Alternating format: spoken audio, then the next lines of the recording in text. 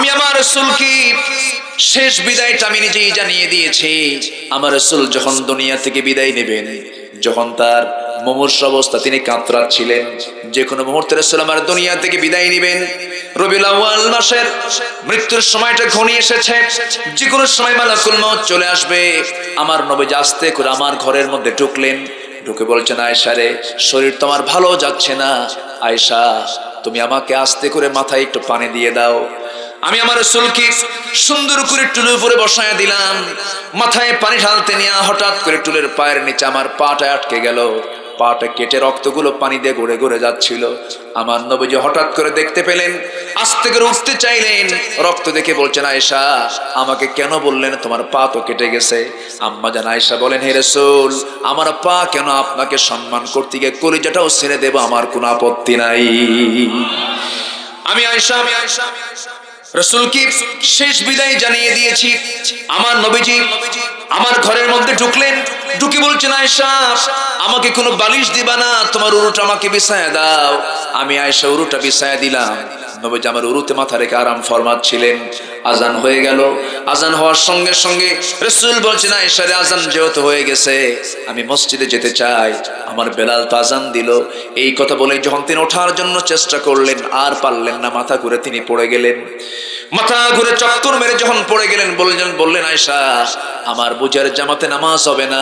সেই দিন মালাকুল মউত একদম সুরত ধারণ করে ফাতিমার সামনে হাজির হয়েছিলেন।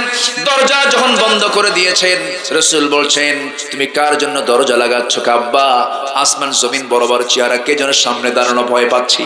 রাসূল বলছেন, তুমি যার ভয়ে দরজা লাগাচ্ছ সে তো দুনিয়ার কোনো মেহমান নয়, যার দরজা লাগানো যা হবে, দরজা খুললেও তা হবে। ওই ফেরেশতার আসার জন্য কোনো দরজার প্রয়োজন হবে না, সময় হয়ে যাবে, আমার জান কবজ হয়ে যাবে। মালাকুল মউত হাজির হয়েছে, ফাতিমা দরজা লাগায় কোনো লাভ নাই রে। আমার নবীজি মৃত্যুর জন্য প্রস্তুতি নিয়ে নিচ্ছেন, এমন সময় মালাকুল মউত দরজায় এসে দাঁড়ায় রাসূলকে লক্ষ্য করে সালাম দিলেন। আমার নবীজির সালামের জবাবটা নিয়ে বলছেন, মালাকুল মউত আসো, তোমার কি আল্লাহর ফয়সালার সিদ্ধান্ত নিয়ে নাও। মালাকুল মউত বলছেন, হুজুর আপনার জান কবজ করতে আসতেছে, আজকে যদি কোনো বেয়াদবি হয়ে যায় আপনি আমারে মাফ করে দিয়ে। আমার নবীজি বলছেন, আল্লাহর কোনো ফয়সালায় কোনো প্রকার কোনো কথা বলার সুযোগ নাই, জান কবজের প্রক্রিয়া শুরু করে দাও। নবীর বুকের উপর হাতটা রাখা হলো, রাসূল চিৎকার মারলেন, আবার হাতটা সরাইয়া দিলেন। নবীজি চিৎকার মারলেন, আবার হাতটা সরাইয়া দিলেন। আমার নবীজি বলছেন, ওরে মালাকুল মউত, তুমি আমার বুকের উপরে তোমার হাতটা রাখো নাই, মনে হলো উহুদ পাহাড় রেখেছো, মনে হলো আসমান জমিন রেখে দিয়েছো, মনে হলো গোটা দুনিয়ার সব কিছু চাপিয়ে দিয়েছো আমার বুকের উপরে। আজরাইল এত কষ্ট সব আমাকে দিয়ে দাও, কিন্তু মৃত্যুর সময় আমার উম্মতরা এত কষ্ট করবে, আমি তার দিনের নবী মুহাম্মদ হয়ে সইতে পারবো না। জোরে কোন সুবহানাল্লাহ, আরো জোরে কোন সুবহানাল্লাহ। মৃত্যুর সময় সবাই আমরা চিন্তা করি ছেলের কথা, মৃত্যুর সময় আমরা সবাই চিন্তা করি মেয়ের কথা, মৃত্যুর সময় আমরা চিন্তা করি বউ বাচ্চা ভাই বোনদের কথা। আর আমার নবীজি চিন্তা করলেন কার কথা? উম্মতের কথা। সে নবীর প্রতি বিশ্বাস আনার দরকার আছে না নাই? ইন্নামাল মুমিনুনাল্লাযীনা আমানু বিল্লাহি ওয়া রাসূলিহি। জোরে বলুন আল্লাহু আকবার। আমার নবীজি এবার মৃত্যুর ফয়সালা যখন হয়ে যাবে, মালাকুল মউত তার জান কবজটা শুরু করবেন।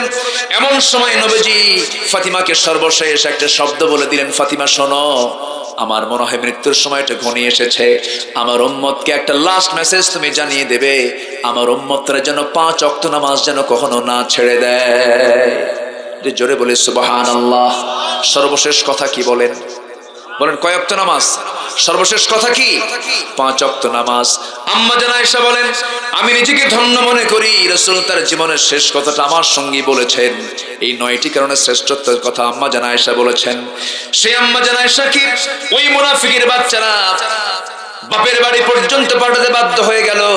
সেই এত বড় ষড়যন্ত্রের জাল যখন তারা বিস্তার করেছিল, কিন্তু মুনাফিকদের সমস্ত জাল বিচ্ছিন্ন করে দেন কে?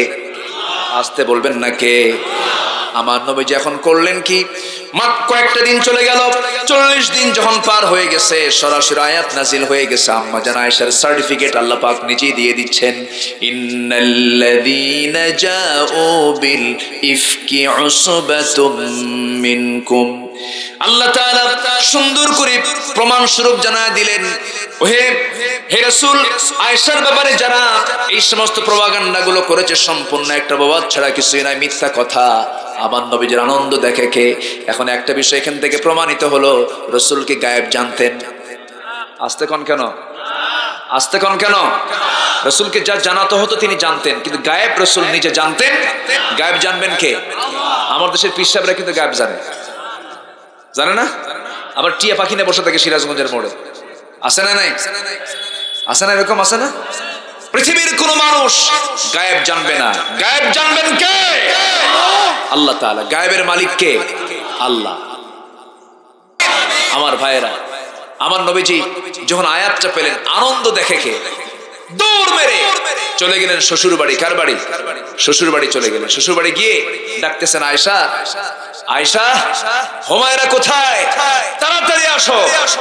কিন্তু হুমায়রা আয়েশা কথা বলে না, তিনি লুকিয়ে আছেন, অভিমান করে আছেন। মেয়েদের বাঁকা ভাব আছে না নাই? আসতে কোন কেন ভাই, মানে কিছুই বোঝেন না আপনারা। মেয়েদের বাঁকা ভাব আছে না নাই? বাঁকা যদি সোজা করতে চান তাহলে কি হয়? ভেঙ্গে যায়, তাই না? ভেঙ্গে যায়। রাসূল বলেছেন মেয়েদের বাঁকা একটা ভাব আছে, এটাকে আপনি সোজা করতে যাবেন, ভেঙ্গে যাবে না। ওদের সঙ্গে জিদ ধরে আমরা পারবো না, জিদের ঠেলায় ওরাই কিন্তু ফার্স্ট, ঠিক কিনা বলেন? যাদের ক্ষেত্রে ওরা কি ফার্স্ট। এই ক্ষেত্রে ছাড় দিতে হবে স্বামীকে না স্ত্রীকে?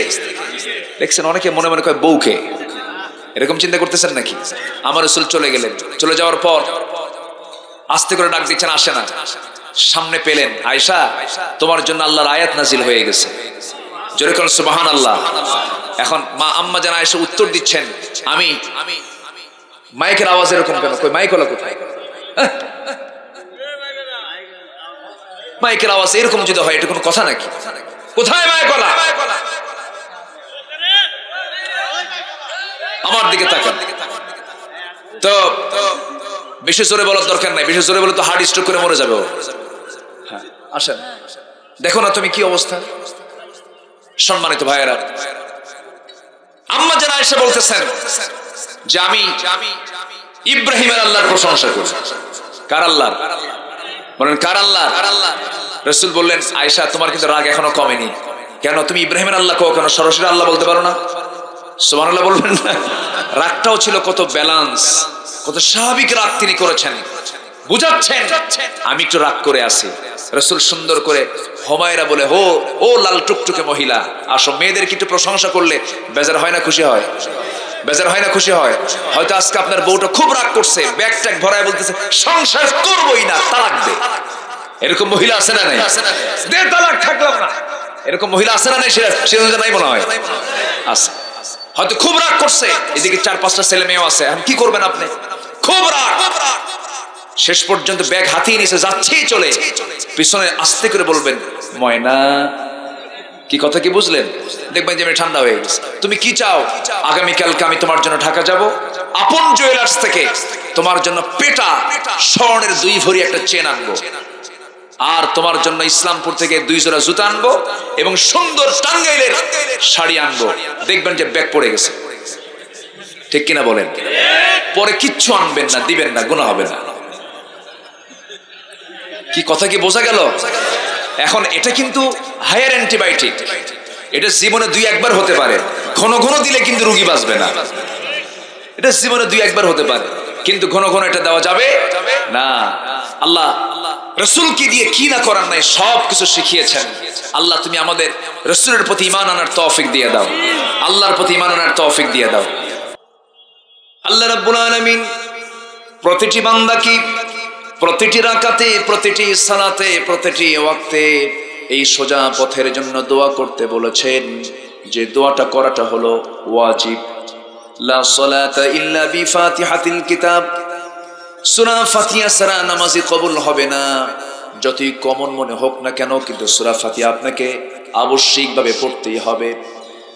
সেই সূরা ফাতিহার ভিতরে আল্লাহ রাব্বুল আলামিন নিজের পরিচয়টা আগে দিয়ে দিয়েছেন, এরপরে বান্দাকে চাওয়ার পদ্ধতি শিখিয়ে দিয়েছেন। যারা পারেন ঠোঁট মিলিয়ে বলুন, ইয়্যাকা না'বুদু ওয়া ইয়্যাকা নাস্তাঈন ইহদিনাস সিরাতাল মুস্তাকিম সিরাতাল্লাযীনা আন'আমতা আলাইহিম গায়রিল মাগদুবি আলাইহিম ওয়ালাদ-দাল্লিন। এরপরে প্রশংসা সবই কেবল তোমারি, প্রশংসা সবই কেবল তোমারি, রব্বুল আলামিন। দয়ালু মেহেরবান করুণা গফুরান, দয়ালু মেহেরবান করুণা গফুরান। আর কেউ নয় তুমি মালিক শেষ বিচারের দিন, শেষ বিচারের দিন। বিচারের দিনের মালিক কে? আসতে বলবেন না কে? অতএব বিচারক তো পৃথিবীর কেউ না, মূলত আসল বিচারক তিনি কে? আহকামুল হাকিমিন তিনি কে? আল্লাহ তাআলা। তার কাছে আমরা চাবো, তার কাছে বলবো আল্লাহ সোজা পথ দাও। কি পথ দাও? সোজা পথ, স্ট্রেট পথ। সরল পথ কাকে বলে? দুই বিন্দু, দুই দিকে ফোঁটা দিয়ে দুই বিন্দু এক রেখা দিয়ে টান মারলি এটা কি বাঁকা না সোজা হলো? সোজা হয়ে গেল। আমরা সোজা পথে না বাঁকা পথে? সোজা পথে যাব আমরা। তাহলে জান্নাত আমরা খুঁজে পাবো। সেই সোজা পথের নাম তো অন্য কিছু নয়, সেই সোজা পথের নাম হলো ইসলাম। জোরে বলেন তার নাম কি? আরো জোরে।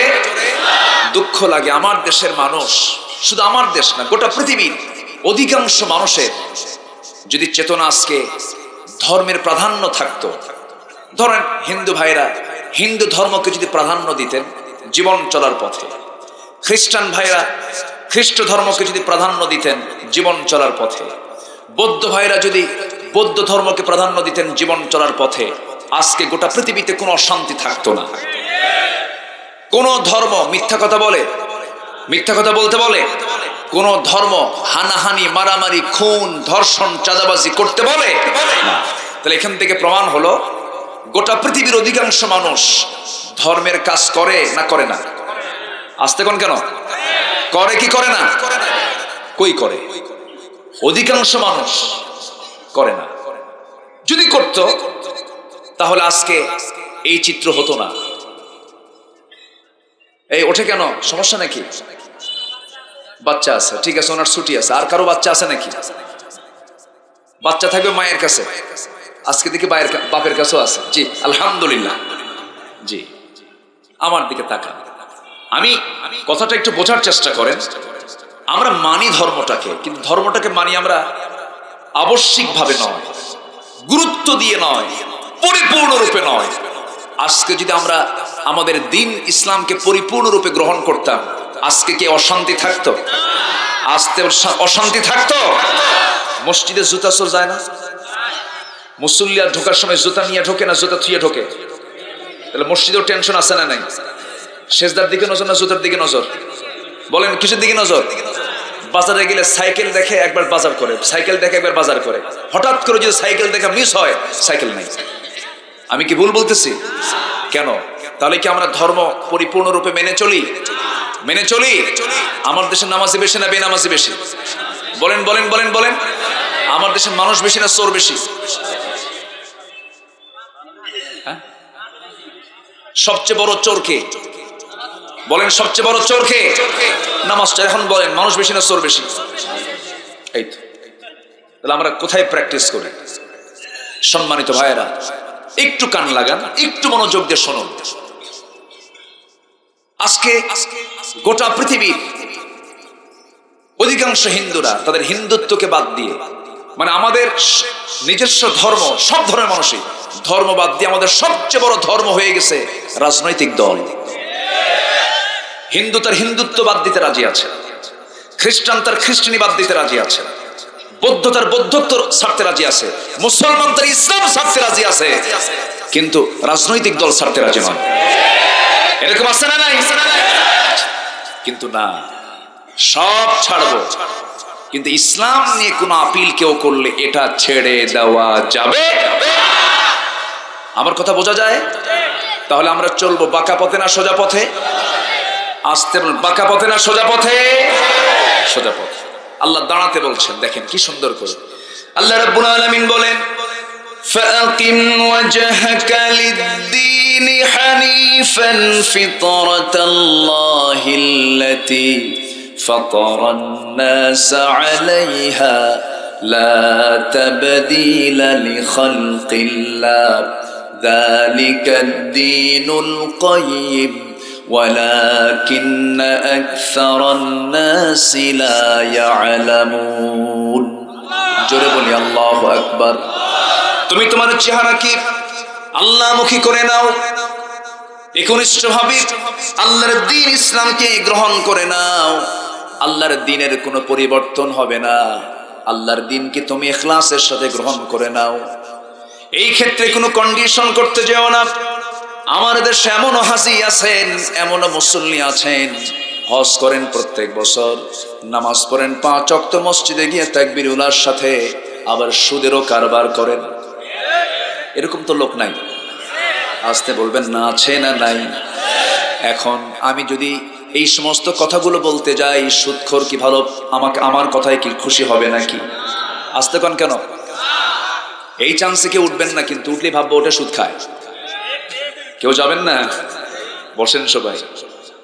আল্লাহি, আল্লাহর কসম করে বলি, আমি কাউকে ইন্ডিকেট করে কোনো ব্যক্তির আক্রোশ নিয়ে আমরা, বিশেষ করে আমি অন্তত কোনো মঞ্চে বসি না। আমি চাই যে আল্লাহ আমাকে যে দায়িত্বটা দিয়েছেন, কথা বলার একটা সুযোগ আল্লাহ পাক আমাকে করে দিয়েছেন, আমি যদি আমার কথার পরিপূর্ণ হক আদায় না করি, কিয়ামতের দিন আমার জিহ্বা কাটবেন কে?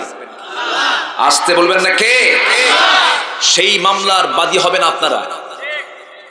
মামলার বাদী হয়ে বলবেন যে অমুক আসছিল অমুক এলাকায় আলোচনা করতে, কিন্তু হক কোনো কথা সে বলতে চায় নাই, হককে সাড়াল করে গেছে।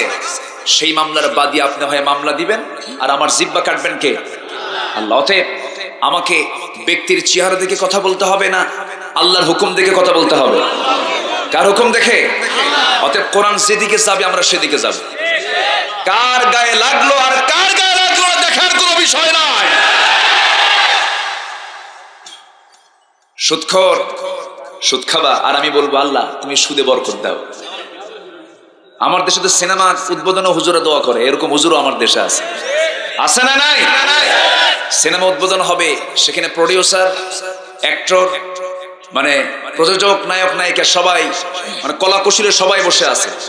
এখন মহরত অনুষ্ঠানে দোয়া করতেছে, আল্লাহ তুমি এই সিনেমায় বরকত দিয়ে দাও। দেখেন অনেকে আবার আমিনও কয়। কষ্ট পাচ্ছেন আপনারা? আলোচনা করব। আমার দেশে এমনও পীর কেবলা আছে, পীর পরিচয় নাম, পীরকে তারা কলঙ্কিত করেছে। পীর পবিত্র শব্দ। শাহজালাল ইয়ামিনী, শাহপরান, শাহ মাকদুম, শাহজালাল হক্কানি পীর ছিলেন। খাজা মঈনুদ্দিন চিশতি রাহমাতুল্লাহ আলাইহি কাশ্মীরে শুয়ে আছেন, রাজা পৃথ্বীরাজের বিরুদ্ধে মোকাবেলা করেছেন।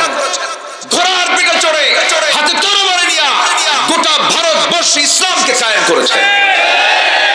তারা ছিলেন পীর। আর আমার দেশের কিছু পীর সাহেবের দরবারে গিয়ে বলা হয়, হুজুর একটু মদের ফ্যাক্টরি দোয়া করে আসেন, আল্লাহ তুমি মদের ফ্যাক্টরিতে বরকত দাও। আছে না নাই? না, এগুলো করব না আমরা। আমরা বাঁকা পথ না সোজা পথ? মদ খাওয়া কি কি কইলেন? আরো জোরে। বিড়ি খাওয়া ডান হাতে না বাম হাতে? বলেন কোন হাতে বিড়ি খাওয়া জায়েজ? বাম হাতে না ডান হাতে? তাহলে আমার প্রশ্নের হিকমত টের পাইছেন? আচ্ছা, আমাদেরকে অনেকে প্রশ্ন করে, হুজুর বিড়ি খাওয়া কি, মানে উনি জায়েজ করার চেষ্টায় আছেন? না, ডাক্তার যেটা ডিসঅ্যালাউ করে, ইসলামও সেটা ডিসঅ্যালাউ করে।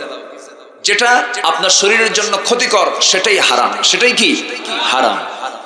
ইসলাম সেগুলো কি হারাম করেছে যেটা ব্যক্তির কল্যাণের জন্য আসে নাই। আমার কথা কি বোঝা গেল? হারাম মানে কিন্তু আমরা বুঝি কি, মানে হারাম শব্দটা শুনে আমরা ভাবি যে এটা আল্লাহ মানা করছে এই জন্য আমরা করি না, কিন্তু না, যেটাই হারাম সেটাই অকল্যাণ। সেটা কি অকল্যাণ। আর যেটাই হালাল সেটাই বান্দার জন্য কল্যাণ। জোরে বলে সুবহানাল্লাহ। মদ খাওয়া কেন হারাম? হয়তো অনেকে যুক্তি দিবেন, হুজুর মদের মধ্যে তো ওই আঙ্গুরই আছে, আঙ্গুরের রসটা আছে, একটু পচায় খায়, এরকম যুক্তি আছে না? বলেন তো। একটু পচায় টচায় খায়, তো এটা আবার হারাম হলো কেন? এটা খাইলে কি এমন একটু মজা পাওয়া যায়, মনে হয় রাজা হয়ে গেছি, এরকম আছে না নাই? গাঁজা খায় কি হয়? রাজা হয়ে যায়। তো গাঁজা তো বেহেশতেরই গাছ। যেরকম নাউজুবিল্লাহ। মুরব্বী কোথায়? আচ্ছা আচ্ছা, কষ্ট পাচ্ছেন আপনারা? আমি কি আলোচনা চালাবো? জোরে বলি ইনশাআল্লাহ। ভাই আপনিও বসেন, সবাই বসেন। আমি কাউকে আজকে যেতে দেব না। কেন জানেন? আমি অনেক আগে আসছি, আমি উঠতে চাইছি অনেক আগে, আমাকে দেরিতে উঠায় দিচ্ছেন, দোষ আপনাদের। অতএব আমি আজকে দেরিতে শেষ করব, থাকতেই হবে, যেতে দেব না। রাজি আছেন সবাই? দেখা যাক, জোরে বলি ইনশাআল্লাহ। তাহলে মদ খাওয়া কি? কিন্তু মদের মধ্যে তো আঙ্গুরই আছে। কি আছে? আঙ্গুর, আঙ্গুরের রস দিয়ে তো মদ বানায়। আচ্ছা, কিন্তু পচায় দেয়, তাই না? আচ্ছা, মাটি যদি কাদা হয়, সেই কাদা যদি আপনার গায়ে মারে, আপনি কি মরবেন? আপনি কি মারা যাবেন? কিন্তু ওই কাদা যদি পাকায়া, রোদে শুকায়া, যদি শক্ত করে মাথায় মারে, বাঁচবেন না মরবেন? তাহলে কাদা কাদা অবস্থায় মারলে পরে ওর জীবন হানির কোনো আশঙ্কা নেই। কিন্তু ওটাকে যদি ইট বানান, তখন কি বাঁচবে না মরবে? অতএব আল্লাহ যে খাদ্য যে প্রক্রিয়ায় খেতে বলেছেন, সেই প্রক্রিয়ায় খেতে হবে। উল্টা কায়দায় খেলেই ওটা হারাম হবে। কার কথা? আসতে বলবেন না, কার কথা? আজকে করোনায় সবচেয়ে বেশি আক্রান্ত হয়েছে চীন। চীনের মানুষ পানির চাইতে মদ বেশি খায়, পানির চাইতে মদ বেশি খায়। মদ বেশি খাওয়ার কারণে তাদের অ্যান্টিবডি নাই, রোগ প্রতিরোধ ক্ষমতা নাই, তাদের লাংস গুলো দুর্বল হয়ে গিয়েছে। করোনা ধরছে আর মরছে। আর আমার দেশে করোনা কোন দিন আইলো কোন দিন গেল, জাতি টেরই পাইল না। জোরে বলি সুবহানাল্লাহ। এর কারণ কি জানেন? আমরা এখনো ভালো আছি, আমরা এখনো ভালো আছি, বলি আলহামদুলিল্লাহ। তবে এই দেশের যুব সমাজকে নষ্ট করার জন্য একটা ষড়যন্ত্র আছে না নাই? ইয়াবা বা মদ যা আছে, এগুলো কে হারাম করেছেন? আমরাও এগুলোর পিছনে থাকবো না। জোরে বলি ইনশাআল্লাহ। পরিবারকে বাঁচাবো, জোরে বলি ইনশাআল্লাহ। অনেক কথা আছে। আমরা সত্যবাদী হতে চাই কার কাছে? আল্লাহর কাছে। সূরার নাম কি বলেন? সূরার নাম কি? সূরাতুল হুজুরাত। সূরাতুল হুজুরাত, এটা পরিবারের সূরা। কিসের সূরা? পরিবারের সূরা। এই সূরাতুল হুজুরাতের ভিতরে আল্লাহ রাব্বুল আলামিন মোট 10টি হুকুম দিয়েছেন। কয়টা হুকুম? 10টা হুকুম দিয়েছেন। আর 15 নম্বর আয়াতে আল্লাহ রাব্বুল আলামিন 3টা কাজের জন্য বলছেন, 3টা কাজ যারা করবে, আমার ভাষা আমি বলে দিলাম, সেই বান্দাগুলো আমার ভাষায় সত্যবাদী। জোরে বলি সুবহানাল্লাহ। এই পৃথিবীতে একজন ব্যক্তিকে আমার নবীজি সিদ্দিক খেতাব দিয়েছিলেন। সেই সাহাবীর নাম কি বলেন? আবু বকর সিদ্দিক রাদিয়াল্লাহু তাআলা আনহু। তাকে সিদ্দিক খেতাব দিলেন কোন সময়? আমার ভাইয়েরা, একটু কান লাগান, মনোযোগ দিয়ে শোনার চেষ্টা করুন। কেন তাকে সিদ্দিক খেতাব দেওয়া হলো? আমার নবীজির জীবনে একটা শ্রেষ্ঠ ঘটনা ঘটেছিল। সেই ঘটনা হলো মেরাজের ঘটনা। আমার নবীজি ইসরা করেছিলেন, রাত্রি ভ্রমণ করেছিলেন। প্রথম আসমান পেরিয়ে গেছেন, দ্বিতীয় আসমান পেরিয়ে গেছেন, চতুর্থ আসমান, পঞ্চম আসমান, 7টা আসমান পেরিয়ে সিদরাতুল মুনতাহা পেরিয়ে আর শাজিম পর্যন্ত পৌঁছে গেছেন। জান্নাত দেখেছেন, জাহান্নাম দেখেছেন, আল্লাহর সঙ্গে দিদার নসিব হয়েছে। 27 বছর কাটিয়ে দিয়েছেন। আমার নবীর হায়াত ছিল কত বছর বলেন? 63 বছর 9 ঘন্টা। আর তার সঙ্গে 27 বছর প্লাস করলে 90 বছর 9 ঘন্টা হয়ে যায়। এই 27টি বছর তিনি মেরাজের সময় কাটিয়েছিলেন। দুনিয়ার টাইমে মাত্র সময় গেছে 29 সেকেন্ড। আমার নবীজিকে আল্লাহ রাব্বুল আলামিন আর শাজিম পর্যন্ত দেখায় দিলেন। কারণ আমার আল্লাহর পরিচয় হলো আলহামদুলিল্লাহি রাব্বিল আলামিন। আর আমার নবীর পরিচয় হলো ওয়ামা আরসালনাকা ইল্লা রাহমাতাল লিল আলামিন। আমার আল্লাহ হলেন গোটা বিশ্ব জগতের রব, আর আমার নবী হলেন গোটা বিশ্ব জগতের জন্য রহমতের নবী। এই এলাকার একজন এমপি মহোদয় আছে না নাই? সে এমপি মহোদয় যদি বলে আরান্দাহ চিনি না, ওর এমপি গিরি থাকে, আসতে থাকে। এলাকার একজন চেয়ারম্যান আছে, সে যদি বলে আমি পাঙ্গাসে চিনি না, সে কি এলাকার মানুষ বলে বিবেচিত হবে নাকি? হবে না। আমার নবীজি গোটা বিশ্ব জগতের জন্য তিনি নবী, গোটা বিশ্ব জগৎ তার দেখা দরকার, চেনা দরকার। আল্লাহ রাব্বুল আলামিন তাকে স্পেশাল মেহমান করে পৃথিবীর সবচাইতে দ্রুতগামী যানবাহন বোরাক রাফরাফে চড়িয়ে আর শাজিম পর্যন্ত তাকে মেহমান বানায়া 27 বছরের সমস্ত কিছুর ট্রেনিং শেষ করে আমার নবীজি যখন নিজের ঘরের মধ্যে ঢুকতে নিলেন, যে ঘর থেকে বের হয়েছিলেন সেই ঘরের দরজার শিকলটা এখনো নড়াচড়া বন্ধ হয় নাই। একটু আস্তে বলেন সুবহানাল্লাহ, জোরে বলুন সুবহানাল্লাহ। যে উজুর পানি দিয়ে উজু বানিয়েছেন সেই পানি এখনো গড়ে শেষ হয় নাই, এর মাঝে কেটে গেছে কত বছর বলেন? আর একটু জোরে বলেন কত বছর? আর টাইম ব্যয় হয়েছে মাত্র 29 সেকেন্ড। কত সেকেন্ড? 29 সেকেন্ড সময়ের ভিতরে চলে গেছে। আল্লাহ তাআলা আমার নবীর জন্য আন্নিক গতি, বার্ষিক গতি, আলোর গতি, সময়ের গতি, সব গতিকে স্তব্ধ করে দিয়া আমার আল্লাহ তার নবীকে ইসরা করেছেন, মেরাজ করিয়েছেন। যারা কম্পিউটার বোঝেন, কম্পিউটারের প্রোগ্রাম যখন কেউ দেখতে নেন, ওই প্রোগ্রামটা আপনি কিছুক্ষণের জন্য থেমে দিবেন, পুশ করবেন। পুশ বোঝেন তো অনেকে নাকি? পুশ করার জন্য ওই জায়গাটা আপনি পুশ করে দিলেন, প্রোগ্রামটা আরেক জায়গায় থেমে দিয়া আটকায় দিয়া অন্য প্রোগ্রাম একটা কম্পিউটারে চলে কি চলে না? আসতে বলবেন না, চলে কি চলে না? সব কিছু চলতেছে এক জায়গায়, আপনি প্রোগ্রামটা একটা প্রোগ্রামকে আপনি পুশ করে দিয়ে আপনি যেমন কম্পিউটার চালাচ্ছেন, আল্লাহ রাব্বুল আলামিন গোটা দুনিয়ার সমস্ত আলোর গতি, আন্নিক গতি, বার্ষিক গতি 29 সেকেন্ডের জন্য বন্ধ করে দিয়ে আমার নবীকে আল্লাহ রাব্বুল আলামিন মেরাজ করিয়েছেন। জোরে বলেন সুবহানাল্লাহ। আমার কথা কি বোঝা যায়? কোন সময় তিনি মেরাজ করেন? সেই সময় মানে বিমান ছিল, হেলিকপ্টার ছিল, রকেট ছিল, কোন যানবাহন ছিল? সেই সময় যে সময় উটের পিঠে চড়তো মানুষ, ঘোড়ার পিঠে চড়তো মানুষ, এটাই ছিল একমাত্র যানবাহন। মরুভূমির জাহাজ হিসাবে উটকে ব্যবহার করত। সেই সময় আর শাজিম পর্যন্ত চলে যাওয়া মানে কি বিশাল ব্যাপার। এই সংবাদ নিয়ে আমার নবীজি মক্কায় ঢুকে বলছেন, আবু বকর আমি গত রাত্রিতে বাইতুল মুকাদ্দাস গেছিলাম, আরশে আজিম গেছিলাম, জান্নাত দেখেছি, জাহান্নাম দেখেছি। আবু বকর তোমার কি বিশ্বাস হয়? সাইয়েদনা আবু বকর একটু চিন্তাও করলেন না, একটু আশঙ্কাও করলেন না, একটু সংকোচ করলেন না, একদম চট করে সঙ্গে সঙ্গে বলেন, ইয়া রাসূলুল্লাহ আপনি আমাকে সন্দেহ করছেন? আল্লাহর কসম, সূর্যোদয় যেমন সত্য, আপনার মেরাজ তেমনই সত্য। আমার নবীজি তাকে বুকে জড়ায় ধরলেন, বুকে জড়িয়ে ধরে বললেন, আবু বকর আজকে তুমি আমাকে যে পরিমাণ অবিচর আস্থার কথা প্রমাণ করে দিলে আমার সামনে, আজকে থেকে তোমার নাম হয়ে গেল আবু বকর সিদ্দিক। এই জন্য আল্লাহর প্রতি ঈমান আনবো আমরা চিন্তা সৃষ্টি করে নয়, শর্ত দিয়ে নয়, আমরা আল্লাহকে চিন্তা মুক্ত মনে করে, যুক্তি মুক্ত মনে করে আমরা আল্লাহকে প্রতি ঈমান আনবো। রাজি আছেন? যুক্তি দিয়ে আল্লাহকে পাওয়া যাবে? কোন যুক্তি তর্ক দিয়ে আল্লাহকে পাওয়া যাবে না।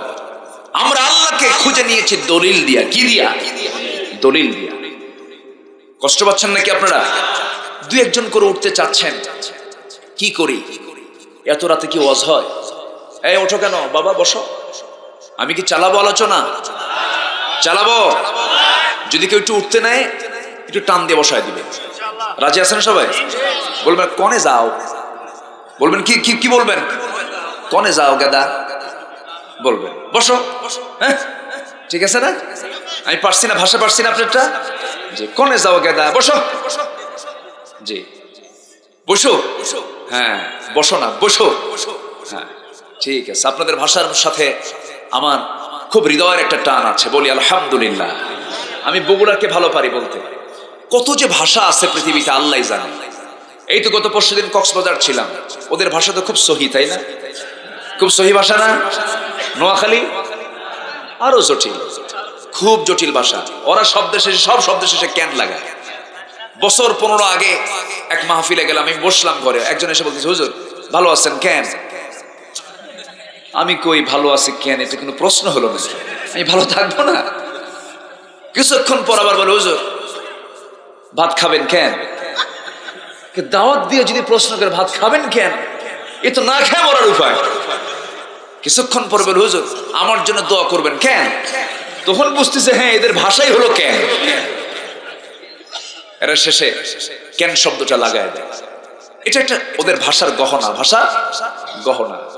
সিরাজগঞ্জেও যে নাই তা না, সিরাজগঞ্জেও একটা শব্দের শেষে দেখবেন হয়তো কোন একটা টান আছে, নাটোর একটা টান আছে, বগুড়াও একটা আলাদা টান আছে। বহুদিন আগে আমি গিয়েছিলাম দক্ষিণবঙ্গে, আমাকে বলা হলো, না না বাতাস লাগবে বসে, আমাকে বলা হলো হুজুর গোটা দেশেইতে চলেন, উত্তরবঙ্গের এমন একটা বাক্য বলবেন যেটা আমরা বুঝবো না। আমি বগুড়ার মিডিল পয়েন্ট, বগুড়া শহর, আবার নওগাঁ আলাদা, দুপচাচি আলাদা, আদমদিঘি আলাদা, সারিয়াকান্দি আলাদা, শেরপুর আলাদা, ওইদিকে শিবগঞ্জ আলাদা।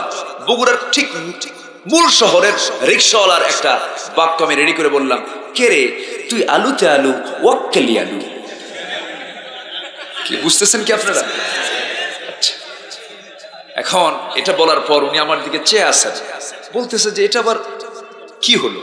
বললাম যে আপনি কি বুঝলেন, আপনি কি বললেন, কেন আপনি বুঝলেন কি? কে রে তুই আলুতে আলু ওয়াক্কালিয়া আলু, মানে এখানে আলু কয়টা আছে? 3 বার বলা হয়েছে। উনি বলতেছেন যে আলু দিয়েই মনে হয় কোন একটা কিছু হতে পারে। তাহলে বুঝলো কি? কি বুঝলো? পটেটো। সে আলুটা বুঝলো, কিন্তু আসল ভাষাটা সে বুঝলো এক দেশের ভাষা আরেক দেশের ভাষা, এক দেশের বুলি আরেক দেশের গালি হয়ে যায়। বরিশাল তো বরিশালি, বাস ওরা যখন শুরু করে ওদের ভাষার মধ্যে আলাদা মিষ্টি ভাব আছে না নাই? মনো ডালে লবণ দেশ না দেবা, এটা টান আছে না নাই বলেন তো? এটা মজা আছে ওর মধ্যে। নোয়াখালীতে একটা আলাদা মজা আছে, রংপুরে আলাদা মজা আছে। কোন ভাষা কি আমরা গালি দেব না? সব ভাষাই হলো মায়ের ভাষা, আর মায়ের ভাষা হলো হৃদয়ের কথা। আল্লাহু আকবার। খুব সুন্দর সম্মানিত ভাইরা। তবে সব ভাষার মধ্যে মজার ভাষা হলো কোরআনের ভাষা। বলি আলহামদুলিল্লাহ। মজার ভাষা যদি নাই হতো, গোটা পৃথিবীতে বাংলাদেশের হাফেজরা কোরআন তেলাওয়াতে ফার্স্ট হয়। জোরে বলি সুবহানাল্লাহ। ভাষা বাংলা, আর ফার্স্ট হয় কোন ভাষায়? আরবিতে। তাহলে আরবি কি কঠিন না সহজ? সহজ ভাষা। আমরা বাংলার চেয়েও সহজ মনে করব, বাংলার চেয়েও সহজ। বাংলা কঠিন, বাংলার ছাত্র বাংলায় ফেল করে। হ্যাঁ, বাংলা ছাত্র বাংলায় ফেল করে, ইংলিশে কেউ ফেল করে না, অন্য ভাষায় কেউ ফেল করে না। বাংলা দারুণ কঠিন ভাষা, এর মধ্যে অনেক সহজ ভাষা হলো আরবি। আমরা শিখে নেব। জোরে বলি ইনশাআল্লাহ, আর জোরে বলি ইনশাআল্লাহ। আমরা সত্যবাদী হতে চাই কার কাছে? 3টা গুণ আমরা অর্জন করব, 3টা কাজ যার মধ্যে থাকবে, সার্টিফিকেট দিবেন সত্যবাদী। সিদ্দিক খেতাব কে দিবেন? আল্লাহ দিবেন। আল্লাহ রাব্বুল আলামিন বলেন, ইন্নামাল মুমিনুনা আল্লাযীনা আমানু বিল্লাহি ওয়া রাসূলিহি সুম্মা লাম ইয়ারতাবু ওয়া জাহাদু বিআমওয়ালিহিম ওয়া আনফুসিহিম ফি সাবিলিল্লাহ উলাইকা হুমুস সাদিকুন। জোরে বলুন আল্লাহু আকবার। নিঃসন্দেহে মুমিন তো তারাই যারা ঈমান এনেছে আল্লাহর উপরে, ঈমান এনেছে নবীর উপরে, রাসূলের প্রতি বিশ্বাস থাকার দরকার আছে না নাই? এরপরে আল্লাহর প্রতি বিশ্বাস থাকার দরকার আছে না নাই? আল্লাহকে বিশ্বাস করেছি আমরা দেখে না না দেখে, দেখে না না দেখে। আল্লাহকে দেখে বিশ্বাস করতে চাইলে দুনিয়াতে কেউ কি আল্লাহকে দেখতে পাবে নাকি? একজন পয়গম্বর আল্লাহকে দেখতে চেয়েও দেখতে পান নাই, চেষ্টা করেছেন কিন্তু সেন্সলেস হয়েছেন। সেই পয়গম্বর নাম কি বলেন?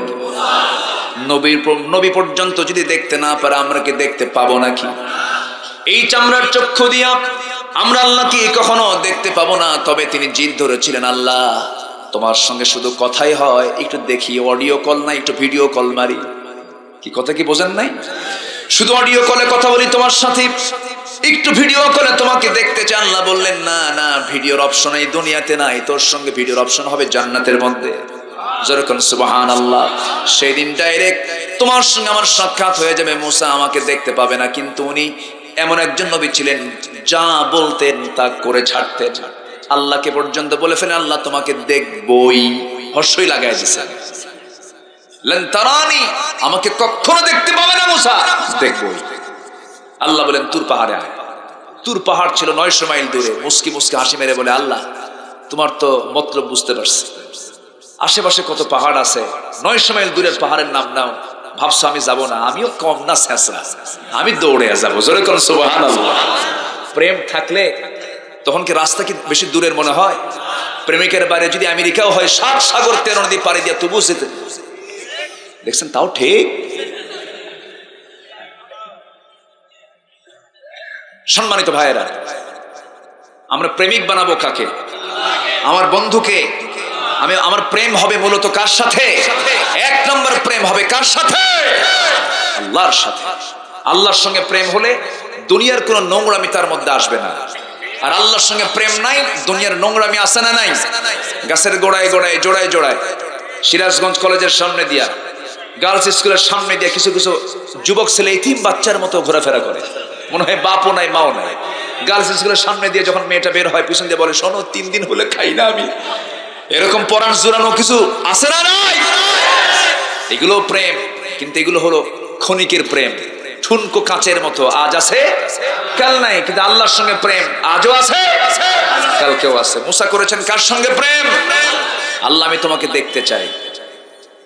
আল্লাহ বলে আসো, দৌড়ে গেছেন, নূরের তাজাল্লি প্রকাশ পেয়ে গেছে। জুতা পায়ে ছিল তার। আল্লাহ বলেন, জুতাটা খোলো। তোমার নাল কেন তোমার হাত পায়ে? তোমার জুতাটা খুলে আসো। আর আমার নবীজি আরশে আসিমে গেলেন, আল্লাহ বলছেন জুতা পায়ে ঢোকেন। একটু আসতে বলেন সুবহানাল্লাহ। আমাদের সম্মান, আমাদের মর্যাদা কে দিয়েছেন? আমার নবীর মর্যাদা কে দিয়েছেন? তবে সকল পৃথিবীর সকল মানুষের চাইতে নবীদের মর্যাদা সবচেয়ে কম না বেশি? বেশি। আর সকল উম্মতের মধ্যে সবচেয়ে কোন উম্মতের মর্যাদা বেশি? আমাদের মর্যাদা বেশি। বলি আলহামদুলিল্লাহ। উম্মতের দিক থেকে আমরা ফার্স্ট। আমরা কি ফার্স্ট? আলহামদুলিল্লাহ। দুর্নীতির দিক দিয়ে আমরা ফার্স্ট। দেখছেন, দুর্নীতি ফার্স্ট ইনশাআল্লাহ। ও ইনশাআল্লাহ না, আমরা তা হব না, আমরা উম্মত হিসেবে ফার্স্ট হব। জোরে বলি ইনশাআল্লাহ। সম্মানিত ভাইয়েরা, তাহলে আমরা ঈমান এনেছি কার উপরে? দেখে না, না দেখে, না দেখে। মুসা শেষ পর্যন্ত বলেন, আল্লাহ আমার দেখার শখ মিটে গেছে, আর দেখবো না। মানে হুঁশ যে নাই, আল্লাহ তোমাকে দেখা সম্ভব না, কারণ এই চোখ সবকিছু পারে না। সূর্যের দিকে তাকায় থাকতে পারবেন 1 ঘন্টা? আমরা তো আল্লাহর সৃষ্টি দেখতে পারি না, আমরা আল্লাহকে দেখবো কেমন? আমার ভাইয়েরা, আমার আল্লাহর প্রতি কেন ঈমান আনবো না আমি? এই যে আমার বডিটা আছে, এই বডির মধ্যে যে ডিএনএ আছে, এই ডিএনএ এর যে দৈর্ঘ্য সূর্য থেকে এই পৃথিবী পর্যন্ত 50 বার ঘুরানো যাবে, এত লম্বা ডিএনএ আল্লাহ পাক আমার দেহের মধ্যে রেখে দিয়েছে।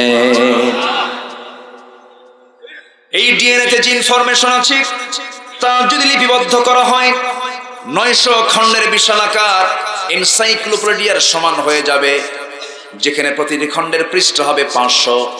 বিশাল বড় ডিএনএ কে রেখে দিয়েছেন বডির ভিতরে? একটা মানুষের কথা কিন্তু বলছি আমি। আমাদের দেহে যে মোট কোষের সংখ্যা আছে, সেই মোট কোষের সংখ্যা হলো 37.2 ট্রিলিয়ন। সেন্সরি রিসেপ্টর আছে 110 মিলিয়ন। লোহিত রক্তকণিকার বিসে আছে 30 ট্রিলিয়ন। শুধু মস্তিষ্কের মধ্যে নিউরন সংখ্যা হলো 100 বিলিয়ন। যখন আল্লাহু আকবার। যারা মেডিকেল সায়েন্স বোঝেন, পড়েন, তারা, যারা ডাক্তার, তারা বুঝতে পারবেন কি অপূর্ব সৃষ্টি করে আল্লাহ পাক আমাকে বানিয়েছেন। সুবহানাল্লাহ বলবেন না? এতক্ষণ তো যে তথ্যগুলো বললাম, এ শুধু চামড়ার নিচের অংশ। চামড়ার উপরের অংশকে সুন্দর করে বানিয়েছেন কে বলেন? এইভাবেই যদি দুনিয়াতে আমরা, এই দুনিয়াতে আল্লাহ রাব্বুল আলামিন চামড়ার যদি আবরণ না দিয়ে যদি দুনিয়াতে পাঠানো হতো, বেকায়দা হয়ে যেত। আল্লাহ রাব্বুল আলামিন শুধু ব্লাডের যে ভেসেল দিয়েছেন, সেই ভেসেল হলো 42 বিলিয়ন, যা 97,000 কিলোমিটার লম্বা। যেরকম সুবহানাল্লাহ, কত হাজার কিলোমিটার? 97,000 কিলোমিটার ব্লাড ভেসেলের মানে দৈর্ঘ্য। আল্লাহু আকবার বলেন। সম্মানিত ভাইয়েরা, একটা হেডফোন, এক হাত হেডফোন যদি অতি যত্ন করেও রেখে দিই পকেটের মধ্যে, পরে কি ঠিক থাকে না? প্যাঁচ লাগে। কি ঠিক থাকে না? প্যাঁচ লাগে, প্যাঁচ লেগে যায়। আর আল্লাহ আমার দেহের মধ্যে 97,000 কিলোমিটার ব্লাড ভেসেল রেখেছেন, একটার সঙ্গে আরেকটার কখনো প্যাঁচ লাগে? আল্লাহ তাআলা প্রত্যেকের বডিতে অ্যান্টিবডি দিয়েছেন, রোগ প্রতিরোধ ক্ষমতা দিয়েছেন। যখন তার কোনো প্রবলেম হয় আল্লাহ তাআলা শরীরের মধ্যে ওষুধ পয়দা করে তাকে সুস্থ করে দেন। কিছু কিছু রোগের কোনো ঔষধই নাই। করোনার কোনো ওষুধ আছে? আস্তে ওষুধ আছে? ওষুধ কে রেখে দিয়েছেন বডিতে? এই বডিতে ওষুধ কে রেখে দিয়েছেন? আল্লাহ রেখে দিয়ে। অসংখ্য রোগ, অসংখ্য জীবাণু চোখ মুখের সামনে দিয়ে ঘোরাফেরা করে। আমাকে বাঁচান কে? ঈমান আনবো কার উপরে? জীবাণু দেখা যায়, বাতাস দেখা যায়, বিদ্যুৎ দেখা যায়, তা আল্লাহর সৃষ্টি তো দেখা যায় না। তুমি আল্লাহরে দেখতে চাও কেন? আল্লাহকে দেখবো আমরা জান্নাতের মধ্যে। জোরে বলি ইনশাআল্লাহ, আরো জোরে বলি ইনশাআল্লাহ। আমরা কয়টা কাজ করব? বলেন কয়টা কাজ? আর সূরা হুজরাতের মধ্যে আছে 10টা হুকুম। কয়টা হুকুম? 10টা হুকুম। এই 3টা বিষয় আর 10টা হুকুম আমরা আজকে শিখে যাব। রাজি আছেন তো সবাই? আচ্ছা আমার ভাইয়েরা, নাম্বার 1 হলো ঈমান টানবো আল্লাহর উপরে। আল্লাহর উপর ঈমান টানলে পরে, নবীর প্রতি ঈমান টানলে পরে জান্নাতের পথ আমার আপনার জন্য ক্লিয়ার হয়ে যাবে। আমি ঈমান আনলাম না, আমি দান করলাম, কাম হবে না। আমি ঈমান আনলাম না, আমি সুন্দর করে কথা বললাম, কোনো কাজ হবে না। আমি ঈমান আনলাম না, আমি জনগণের জন্য অনেক কল্যাণমূলক কাজ করলাম, কোনো কাজ হবে না। বিল গেটসের নাম সবাই শুনেছেন মনে হয়। এই বিল গেটস গোটা দুনিয়ার সবচেয়ে বড় ধনী। তার অর্ধেক সম্পদ সে জনগণের পিছনে জনকল্যাণের জন্য খরচ করে ফেলেছে, সবকিছু দিয়ে দিয়েছে। এত কিছু দান করার পরেও তার কি ঈমান আছে নাকি? তার কোনো প্রাপ্তি আল্লাহর কাছে আছে নাকি? কিন্তু ঈমান যদি থেকে যেত, এই দান তাকে জান্নাতের মধ্যে নিয়ে যেত। কিন্তু ঈমান নাই, তার কোনো মূল্য নাই। এই জন্য আমাদের 1 নাম্বার পুঁজি হলো আমরা ঈমান আনবো কার উপরে? আসতে বলবেন না, কার উপরে? আল্লাহর উপর ঈমান আনতে হবে। ঈমান না আনলে পরে জাহান্নাম যেতে হবে। একদিন মূসা আলাইহিস সালাম আল্লাহকে বলছেন, আল্লাহ একটা প্রশ্ন করতে চাই। কি প্রশ্ন? তুমি আমাদেরকে বানালা, এত মানুষকে তুমি এই পৃথিবীতে বানিয়ে পাঠালে, সমস্ত বান্দাগুলো তুমি বানায়া আবার কিছু বান্দাকে তুমি জাহান্নাম দিবা, তোমার মধ্যে কি দয়া মায়া নাই নাকি? সঙ্গে সঙ্গে আল্লাহ বলছেন, মূসা তুমি আমাকে যুক্তিতে হারাতে চাও? তুমি আমাকে যুক্তিতে হারাতে চাও?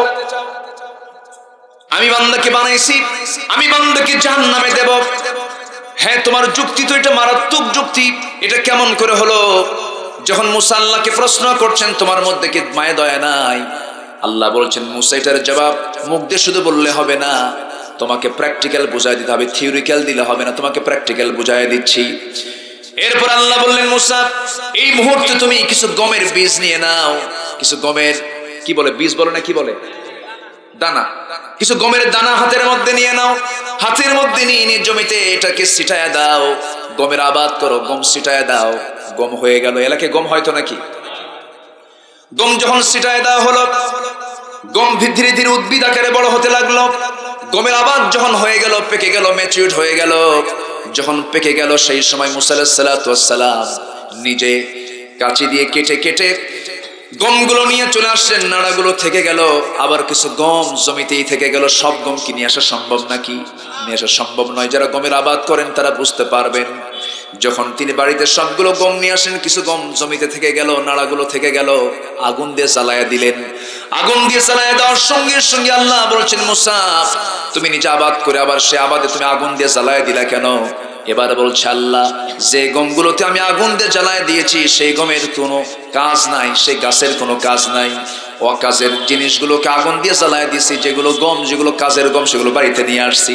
আল্লাহ সঙ্গে সঙ্গে বলছেন, ও আমার মূসা শোনো, যেগুলো আমার কাছের বান্দা, যেগুলো আমার কাজ করেছে, আমার প্রতি যারা ঈমান এনেছে, তাদেরকে আমি সুন্দর সুন্দর জান্নাত দিয়ে দেব।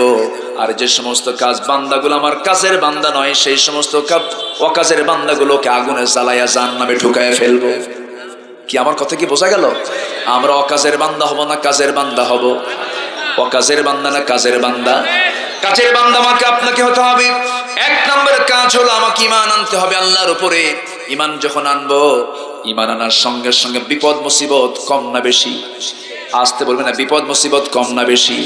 ঈমান যখন আপনি আনতে যাবেন, বিপদ মুসিবত আপনার মনে মনে চলে আসবে। সবচেয়ে বড় বিপদ হবে আপনি যখন ঈমান এনে বলবেন, আমি আল্লাহর আইন ছাড়া কোনো আইন মানি না, আপনার সামনে নতুন নতুন আবু জেহেল হাজির হয়ে যাবে। আজকেও সমাজে আবু জেহেল আছে না নাই? আছে। আমি কি করি, লোকজন তো, আমি মানাতে পারছি না, কারণ অনেক রাত হয়েছে। কি করব বলেন তো? এই যে ওঠে কেন, উঠতেছে কেন? হ্যাঁ, ও মানে নিম্নচাপ। আসলে তো অনেক অনেক আগে বসেছেন। এই কি পড়ে এখান থেকে বৃষ্টি? হ্যাঁ, কুয়াশার পানি না? জি, পড়ুক, সমস্যা নেই। এই যে এটা কি 2 নাম্বার না 3 নাম্বার? বিড়ির উর্দু সাপ না নিম্ন সাপ? বসেন। এই যে চাচা 2 নাম্বারে যাবেন, যান চাচা। আপনি আসেন, আবার আসবেন তো নাকি? আসবেন? ও ফোন থুয়ে গেল এখানে, ফোন লিজ দিয়ে গেছে। জি আলহামদুলিল্লাহ। জি সম্মানিত ভাইয়েরা, এই কথাগুলো বলা লাগতো না যদি আমাকে একটু আগে উঠায় দেওয়া হতো। এই সময় উঠায় দেওয়া মানে কি জানেন? রাত 12টার দিকে, 11:30টার পরে উঠায় দেওয়া মানে হচ্ছে পাগলির সাথে ঘর সংসার করা। মানে বিয়ে করে পাগলি বউ নিয়ে আসছে ঘরে, এখন সংসার ছাড়া তো উপায় নাই, সংসার করতে হবে। এই হচ্ছে অবস্থা। এই যে কিছুক্ষণ উনি ঘুম পারছে, কিছুক্ষণ আগে ওখানে দেখি যে এরকম করতেছে। ঘুম পারছে না কিছুক্ষণ আগে? হ্যাঁ, ঘুম পারছে না কিছুক্ষণ আগে? হ্যাঁ, একটু চার্জ দিছে এরকম করে, এখন আবার ঠিকঠাক হলো। তো আমি দেখতেছি কিন্তু অনেকে এরকম চার্জ টুর্জ দিচ্ছেন। সম্মানিত ভাইয়েরা, একটু থাকেন, 3টা পয়েন্ট আমরা শিখে যাব। ঈমান আনা মানে নিজের জীবনকে হিংস্র জন্তুর সামনে সুপর্দ করে দেওয়া, ঠিক কি না? জাকারিয়া আলাইহিস সালাতু ওয়াস সালামকে করাত দিয়ে চিরেছিল, তিনি শহীদ হয়েছেন, কিন্তু কখনো বাতিলদের সামনে মাথা নত করেছেন? ইয়াহইয়া আলাইহিস সালাতু ওয়াস সালাম, তাকে ছুরি দিয়ে মস্তকটাকে বিচ্ছিন্ন করে দেওয়া হয়েছে, তার মাথা রানীর সামনে উপহার দেওয়া হয়েছে। তিনি কি ইসলাম ছেড়েছেন? না। আমার নবীর সামনে ইয়াসার পরিবারকে ধরে একে একে সবগুলোকে শহীদ করে দেওয়া হয়েছে, তারা কি ইসলাম ছেড়েছেন? না। সম্মানিত ভাইয়েরা, সম্মানিত বন্ধুগণ, ইতিহাস এমনই, যে ব্যক্তি সত্যিকার অর্থে ঈমান আনবে তার কোনোদিন সামনের দিনগুলো আরামের দিন হবে না, ঠিক কিনা? সম্মানিত ভাইয়েরা, সম্মানিত বন্ধুগণ, ঈমান এনেছিলেন বলেই, ঈমানের সত্যের কথা প্রচার করেছেন বলেই পৃথিবীর সবচেয়ে সরল মানুষ, সাদা মনের মানুষ, হাসি মুখের মানুষ মুহাম্মদ সাল্লাল্লাহু আলাইহি ওয়াসাল্লাম নিজের বাড়িতে টিকতে পেরেছেন? নিজের বাড়িতে থাকতে পেরেছেন? পারেন নাই। শুধুমাত্র সঠিক ঈমান এনে সেই ঈমানের দাওয়াত যখন দিতে গেছেন, আবু জেহলরা সহ্য করতে পারে নাই। আজকেও আপনি সঠিক ঈমান এনে সঠিক ঈমানের কাজ করুন, আপনিও ঠিক মতো বাড়িতে থাকতে পারবেন না, ঠিক কি না? আমার ভাইয়েরা, ঈমান আনা মানে মুসিবত বিপদ নিত্যদিনের সঙ্গী হয়ে যাওয়া।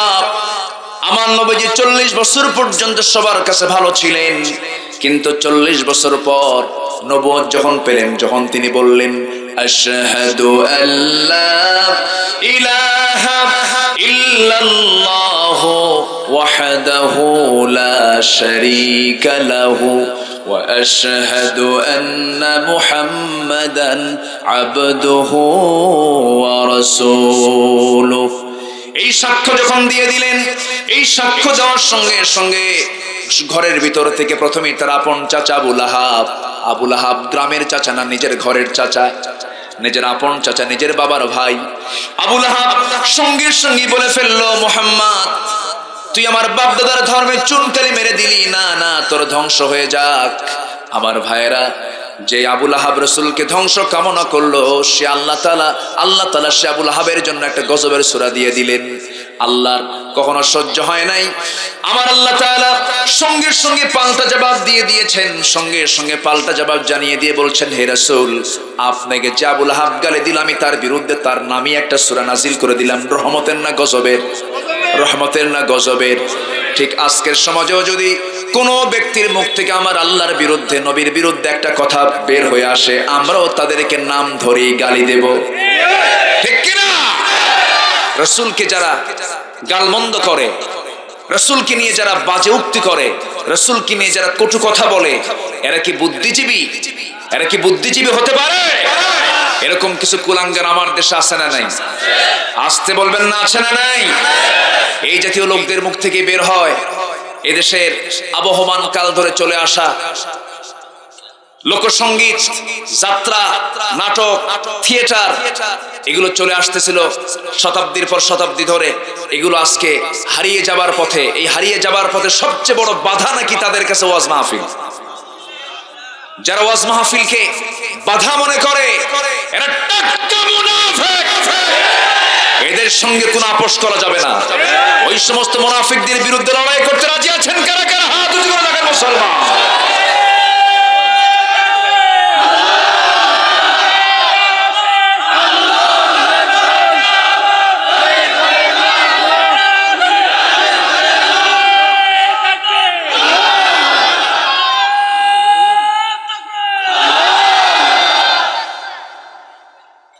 আমরা বিপদের বন্ধু হতে চাই না সুদিনের বন্ধু হতে চাই?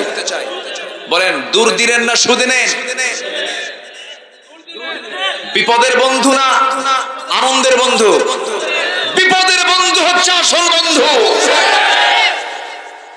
সম্মানিত ভাইয়েরা, গ্রামের জমিদার বড় একটা গরু জবাহ করে এটাকে ভুনা করে খাওয়াবে, আগুন জ্বালিয়ে দিয়েছে। ছেলেটাকে ডাক দিয়ে বলতেছে, দাওয়াত দাও, এই গ্রামের সকলকে খাওয়াবো। বাইরে এসে সে টেকনিক করে বলতেছে, বাড়িতে লেগেছে আগুন, কারা কারা আসো বাঁচাও। কেউ আসে না। খাইতে সবাই আসবে, আগুন নিভাতে সবাই আসবে না, ঠিক কিনা? সংখ্যায় খুব কম হয়ে গেছে। বাড়িওয়ালা তার ছেলেকে লক্ষ্য করে বলছে, এত লোক কম কেন? এত বড় আয়োজন, লোক কেন এত কম হয়েছে? বাবা, এরাই হচ্ছে আমাদের প্রকৃত বন্ধু। ডাক দিয়েছে আগুনের, কিন্তু এসে দেখে খাবার আয়োজন। সম্মানিত ভাইয়েরা, অন্যের বিরুদ্ধে প্রতিবাদ সবাই করবে না। সুদিনের বন্ধু থাকতে চাই কিছু কিছু মানুষ, আছে না নাই? যেই দিকে বৃষ্টি সেই দিকে ছাতা, এই পাবলিক কিছু লোক আছে না নাই? আছে। আমরা তা হব না। আজকের এই ক্রাইসিস পিরিয়ডে আমাদের সবচেয়ে বড় চ্যালেঞ্জ, ঈমান এনেছি, ঈমানটাকে আমরা টিকে রাখবো এবং ঈমানদারদের পক্ষে আমরা কাজ করে যাব। সবাইকে রাজি আছেন? মুনাফিক আজকের সমাজে আছে না নাই? আমার নবীর পিছনে নামাজ পড়েছে তারাও মুনাফিক ছিল। আমার নবীর পিছনে ইক্তেদা করেছে, তাদের মধ্যে মুনাফিক ছিল কি ছিল না? আজকেও মুনাফিক আছে না নাই? মুনাফিক সব চিহ্নিত হয়ে আছে। রাসূলকে গালি দেওয়ার পরেও যারা চুপ করে বসে থাকে, আল্লাহকে নিয়ে, রাসূলকে নিয়ে ইসলাম কোথায় থাকবে আর কোথায় থাকবে না, ইসলামকে নিয়ে যারা খেলার সামগ্রী মনে করে, এরপরেও যারা চুপ করে বসে থাকে তারা হচ্ছে বোমা শয়তান। কথা বলার দরকার আছে না নাই? আচ্ছা, সম্মানিত ভাইয়েরা, আমার নবীজির বিরুদ্ধে কম ষড়যন্ত্র মুনাফিকরা করেনি, কিন্তু মুনাফিকদের শেষ পরিণতি তাদের বিজয় না পরাজয়? বলেন, শেষ পরিণতি বিজয় না পরাজয়? পরাজয়। মুনাফিকদের কাজ হলো সমস্যা কোথাও সৃষ্টি হলে সমস্যার সমাধান না সমস্যা আরো বড় করা? সমস্যার সমাধান না বড় করা? আরো জটিলতা সৃষ্টি করা। আমার নবীজির পরিবারকেও এই মুনাফিকরা ছাড় দেয়নি।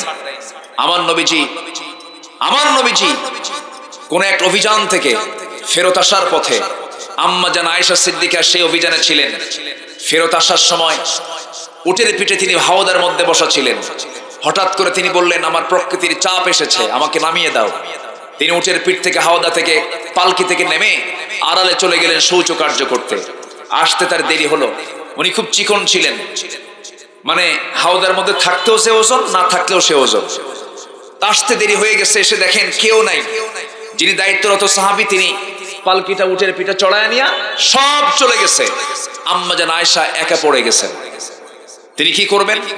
তিনি আস্তে করে চাদর মুড়ি দিয়া পর্দার নিয়ম রক্ষা করে একটা আড়াল হয়ে একটা বৃক্ষের নিচে তিনি বিশ্রাম নিলেন, আশ্রয় নিলেন। চিন্তা করুন, এটি একটি স্বাভাবিক বিষয়। আমার নবীজির বলে দেওয়া ছিল এক সাহাবীকে, সাফওয়ান, তুমি সবার শেষে আসবে, যে মানুষগুলো বাদ পড়ে যাবে তাদেরকে তুমি সুন্দর করে ঘোড়ায় চড়ে নিয়ে মদিনা পর্যন্ত নিরাপদে পৌঁছায় দিবা। বাদ তো কেউ পড়ে নাই, আমার নবীর বউ বাদ পড়ে গেছে। এখন বলেন, তাও পুরুষ না মহিলা? মহিলা। আমার নবীর স্ত্রী আম্মা জান আয়েশা বাদ পড়ে গেছে। এখন এখানে মুনাফিকদের খেলা আছে না নাই? আসতে বলবেন না, আছে না নাই?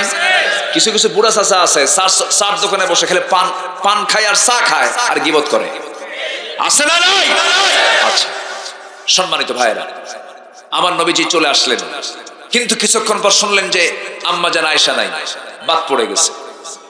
দায়িত্বপ্রাপ্ত সাহাবী সঙ্গে সঙ্গে পিছন দিকে চলে এসে দূর থেকে তাকায় দেখেন কি যেন চাদর মুড়ি দিয়ে বসে আছেন। সামনে গিয়ে লক্ষ্য করলেন আম্মা জান আয়েশা, তাকে চিনতে পারলেন, অনুমান করলেন। এরপরে বললেন, আম্মা জান আয়েশা, আপনি কোনো টেনশন করবেন না, রাসূল আমাকে দায়িত্ব দিয়েছেন, আমি আপনাকে নিরাপদে সতীত্বের নিরাপত্তা দিয়া, আপনি তো আমাদের আম্মা জান উম্মাহাতুল মুমিনিন, কোনো টেনশন করবেন না, আমি আপনাকে নিরাপদে নবীর ঘরে পৌঁছায় দেব। সুন্দর করে সম্মান সূচক আচরণ করে তাকে নবীর ঘর পর্যন্ত পৌঁছায় দেওয়া হলো। আমার নবীর কাছে যখন তিনি চলে গেলেন, গোটা রাত ওই সাফওয়ান, ওই সাহাবী ঘোড়ার পিঠে করে আমার নবীজির স্ত্রী আম্মা জান আয়েশাকে সঙ্গে করে নিয়ে যখন মদিনায় চলে এলেন, সেই সময় এই কথাগুলো মুনাফিকদের কানে যখন চলে গেল, এই কথাটা ছোট হবে না বড় হবে? মুনাফিকরা এটাকে ছোট করবে না বড় করবে? এটাকে আড়াল করবে না বড় করে ফেলবে? বড় করে ফেলবে, এটাই স্বাভাবিক। এরপরে কি হলো? আমার নবীজি ঘরে ঢোকার সঙ্গে সঙ্গে এই কথা যখন গোটা মদিনায় যখন ছড়িয়ে পড়লো, মুনাফিকরা এটাকে বিশাল বড় খাদ্য মনে করে এক পর্যায়ে বলেই ফেলে দিল, তোমরা কি জানো গত রাত্রে আয়েশা গোটা রাত ধরে একজন পরপুরুষের সঙ্গে রাত্রি ভ্রমণ করেছে, আয়েশা তার নিজের সতীত্ব হারিয়ে ফেলেছে। যেরকম নাউজুবিল্লাহ, এরকম বলার লোক এখনো আছে না নাই? আপনি যত বড় নামাজি হন, সতীসাধ্যী নারীকে আপনি মিথ্যা অপবাদ দিবেন? আপনি যতই বড় আপনি নামাজি হন, আপনি মিথ্যা সাক্ষ্যের সাক্ষী দিবেন, মিথ্যা মামলার সাক্ষী দিবেন, আল্লাহর কসম আপনাকে জাহান্নামে যেতে হবে। কষ্ট পাচ্ছেন আপনারা? সম্মানিত ভাইয়েরা, আমার দেশে এমনও সাক্ষী আছে যে সময়ের ঘটনা সেই সময় তার জন্মই হয় না। এরকম কিছু আছে না নাই? আচ্ছা, অহরহ আছে। কি সমস্যা? বসেন। হ্যাঁ, সম্মানিত ভাইয়েরা, আমার নবীজির কাছে যখন এই কথা চলে আসলো, চলে আসার সঙ্গে সঙ্গে আমার নবীজির বউ সম্পর্কে কোনো কথা যদি কানে আসে, তখন কি ভালো লাগে না খারাপ লাগে? ভালো লাগে না খারাপ লাগে? একটু খারাপ লাগার কথা। আমার নবীজি এই কথা যখন নবীজির কানে চলে এলো, আমার নবীজি আস্তে করে ঘরের মধ্যে ঢুকে বলছেন, ও আয়েশা, আমি তোমাকে দারুণ ভালোবাসি, আমি তোমাকে দারুণ মহব্বত করি, ভালো কথা, কিন্তু কি যেন কথা আমার কানে এসে বাজতেছে। এই মুহূর্তে আমার মন বলছে তুমি আমার ঘরে না থেকে তোমার বাবের বাড়িতে তুমি চলে যাও। আমার নবীজির এমন কথা যখন আম্মা জান আয়েশার কানে চলে গেল, আসমান থেকে যেন তিনি ভেঙ্গে পড়লেন, পড়ে গেলেন। এত বড় ধাক্কা তিনি পেয়ে গেলেন, চোখের পানি ফুরায় না। কাঁদতে কাঁদতে এক পর্যায়ে বলেই ফেললেন, হে রাসূল, আপনি শুধু আমার স্বামী নন, আপনি বিশ্ব নবী, আপনি আমাকে অর্ডার করেছেন, আমি কি আর থাকতে পারি নাকি? আমি এই মুহূর্তে রওনা দিলাম বাবার বাড়ির দিকে। তবে হে রাসূল, আমি আপনাকে একটা কথা বলবো, সেই কথাটা আপনি মনক্ষুণ্ণ হবেন না। আমার বিয়ের পয়গাম কিন্তু পৃথিবীর কেউ আপনার কাছে নিয়ে আসে নাই, আমার বিয়ের ঘটক কিন্তু আরশের মালিক মহান রব্বুল আলামিন। জোরে বলি সুবহানাল্লাহ। সব পেঁচ লাগাইছে এর মধ্যে কারা? কারা লাগাইছে? আজকের সমাজে তো পেঁচ লাগানোর জন্য মুনাফিকরা নাই, শুধু চিনে রাখবেন, এখন সময় আসলে কাজে লাগাবো। জোরে বলেন ইনশাআল্লাহ। আবু জেহেল, মক্কার নেতা, আব্দুল ইবনে মাসউদ, এক ইয়াং সাহাবী, মোষ দাড়ি কেবল উঠতেছে, কাবা শরীফের সামনে যা কোরআন তেলাওয়াত করতেছে। আবু জেহেল সামনে দাঁড়ায়া বাম হাত দিয়ে তার এক হাত চেপে ধরে ডান হাত দিয়ে কান বরাবর একটা থাপ্পড় হাঁকায়া দিল আর বলল, এই তোকে কোরআন তেলাওয়াতের জন্য কে অর্ডার দিয়েছে? কানের তালা ফেটে দরদর করে রক্ত পড়া শুরু হলো। ইবনে মাসউদ বললেন, আবু জেহেল, কোরআন তেলাওয়াতের কারণে আজকে তুই আমার একটা কানের তালা ফাটায় দিলি, সুযোগ আসুক তোর দুইটা কানের তালাই ফাটাবো। জোরে বলি আল্লাহু আকবার। আমার নবীজির কাছে এই সাহাবী গিয়ে আস্তে করে দাঁড়ালেন। নবীজির সামনে দাঁড়ানোর সঙ্গে সঙ্গে আমার নবীজি তার কানে রক্ত দেখে বলছেন, ইবনে মাসউদ, তোমার কানে রক্ত কেন, কি হয়েছে? হুজুর, সুন্দর করে কোরআন তেলাওয়াত করেছি, এই কারণে আজকে আবু জেহেল আমার কানে রক্ত বের করে দিয়েছে। আমি তো আবু জেহেলকে একটা শক্ত কথা বলে দিয়েছি। কি কথা বলেছো বলো? আমি বলেছি তুই আজকে আমার একটা কান অচল করে দিলি, সুযোগ আসলে আমি তোর দুইটা কানি অচল করে দেব। সঙ্গে সঙ্গে আমার নবীজি হাতটা উঁচু করে বলছেন, আল্লাহ আমার এই মাজলুম ইবনে মাসউদের নেক মাকসুদকে তুমি আল্লাহ দয়া করে কবুল আর মঞ্জুর করে না।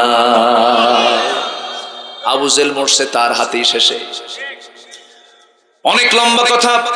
জুলুম দিয়ে টেকা যায় না, নিফাকতা দিয়ে টেকা যায় না, কুফরি দিয়ে টেকা যায় না, জুলুম দিয়ে টেকা যায় না, ঈমান নিয়ে টেকা যায়। আমরা ঈমান নিয়ে টিকবো, জোরে বলি ইনশাআল্লাহ। আমরা কি নিয়ে টিকবো? ঈমান নিয়ে। আমরা সত্যবাদী হতে চাই। কয়টা গুণ অর্জন করবো আমরা? 3টা গুণ অর্জন করবো। এগুলি কি শুরু করবো না একটু পরে? চালাবো, আলোচনা চালাবো না শেষ করে দেবো? হ্যাঁ চালাবো? জোরে বলি ইনশাআল্লাহ, আরো জোরে বলি ইনশাআল্লাহ। আমি খুবই খুশি যে একটা লোকের কোনো নড়াচড়া নেই, বলি আলহামদুলিল্লাহ। আমার ভাইয়েরা, আবু জেহেলের পতন হতে সময় লাগে নাই, খুব বেশি দিন লাগে নাই। জালিমরা, মুনাফিকরা কখনো টিকসই হতে পারে না। আল্লাহ জালিমদেরকে বরদাস্ত করতে পারেন না। আমার নবীজি পাঠিয়ে দিলেন তার স্ত্রী আম্মা জান আয়েশাকে। কোথায়? কার বাড়ি? বাপের বাড়ি। কি একটা বউকে মানায়? বউকে মানায় বাপের বাড়ি না স্বামীর বাড়ি? চলে গেলেন কার বাড়ি? কার ষড়যন্ত্র? কার ষড়যন্ত্র? কোন পরিবারে? কোন পরিবারে? মুনাফিকরা যদি নবীর পরিবারও না ছাড়ে, আমাকে আপনাকে ছাড়বে? আমাকে আপনাকেও ছাড়বে না। সাবধান মুনাফিকদের ব্যাপারে, কঠোর হতে হবে। আমার নবীজি পাঠিয়ে দিলেন। আম্মা জান আয়েশা বলেন, আল্লাহ রাব্বুল আলামিন আমাকে 9টি কারণে শ্রেষ্ঠত্ব দান করেছেন। এর মধ্যে 1 নাম্বার হলো আমি তো একমাত্র আয়েশা, আমার বীর পয়গামটা আল্লাহ নিজে দিয়েছেন।